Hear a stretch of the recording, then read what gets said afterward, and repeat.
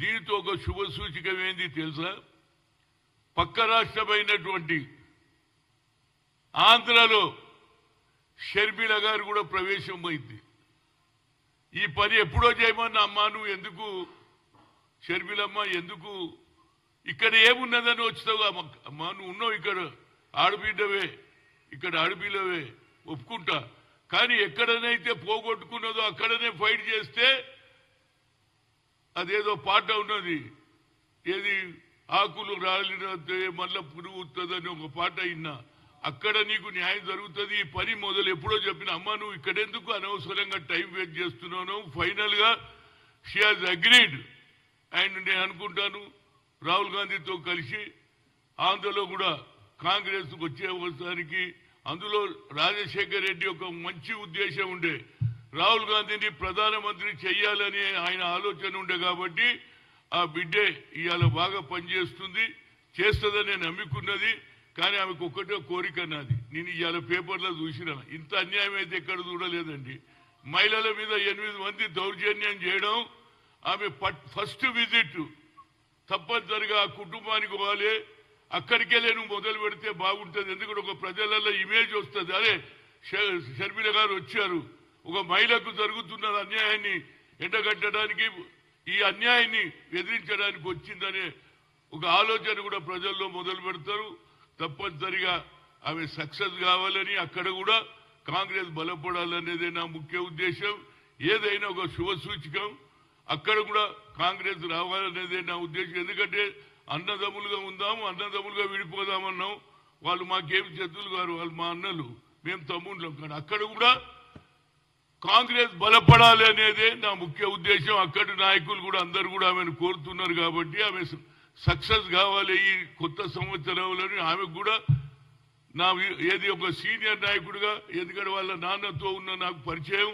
వాళ్ళ నాన్నను కూడా పిసిసి అధ్యక్షుడు చేయడానికి ఎంతో కష్టపడ్డాను.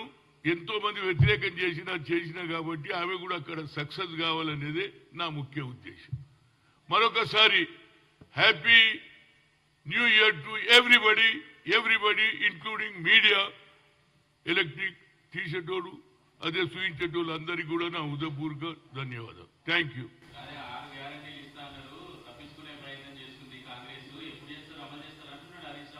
ఏమి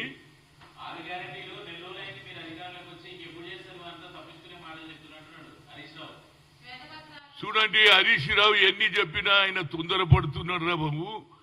మీరు ఇన్ని రోజులు చెప్పిండ్రు మీరేమేం చెప్పిండ్రు? 3 ఎకరాల భూమి అన్నాడు, హరిజన్ ముఖ్యమంత్రి అన్నాడు, ఇంటికో ఉద్యోగం అని ఇచ్చినారా బాబు?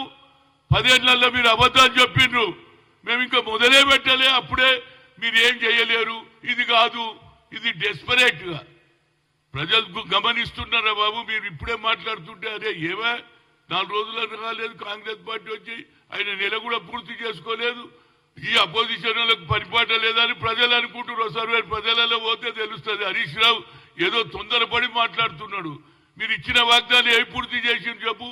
అనుకోని అన్ని చేసుకున్నారు. మీకు ఏదేది కావాలనో అన్ని చేసుకున్నారు. ప్రగతి భవన్ అనో సెక్రటరియట్ అనుకో అంబేద్కర్ స్టాచ్యూ అనుకో ఇవన్నీ చేసిండ్రు. కానీ ఇచ్చిన హామీలు ఏడ పూర్తి చేసిండ్రో నాకు చెప్పండి. ఇవాళ కూడా ధరణి పేరు మీద పేద ప్రజల భూములు లాగేసుకున్నారా లేదా? అందుకుంటే మీకు వ్యతిరేకత వచ్చింది. 4 రోజులు ఓపిక పట్టుండ్రా బాబు. మేము చేస్తామా లేదా అనేది ప్రజలు గమనిస్తున్నారు. చేస్తే మాకు తప్పనిసరిగా చేసే సోనియా గాంధీ తెలంగాణ ఇస్తాన్నది ఇచ్చిందా లేదా? ఎన్ని అడ్డంకులు వచ్చినా అదేవిధంగా కుటుంబంలో ఇచ్చిన మాట నిలబెట్టుకునే కర్తవ్యం వాళ్ళది. తప్పనిసరిగా సోనియా గాంధీ వచ్చింది కూడా స్వేరింగ్ సెరమనీకి వచ్చే 6 డిక్లరేషన్ ఫస్ట్ యూ అనౌన్స్ అన్నాడు. సంతకం పెట్టిటా లేదా రేవంత్ రెడ్డి? కనుక ఇది మాకు ఒక ప్రజల మీద విశ్వాసం ఉన్నది. మేము ఇచ్చిన మాట నిలుపుకునే కల్చర్ అది ఇందిరాగాంధీ కుటుంబంలో రాజీవ్ గాంధీ సోనియా గాంధీకే ఉన్నదనేది నా ఉద్దేశం.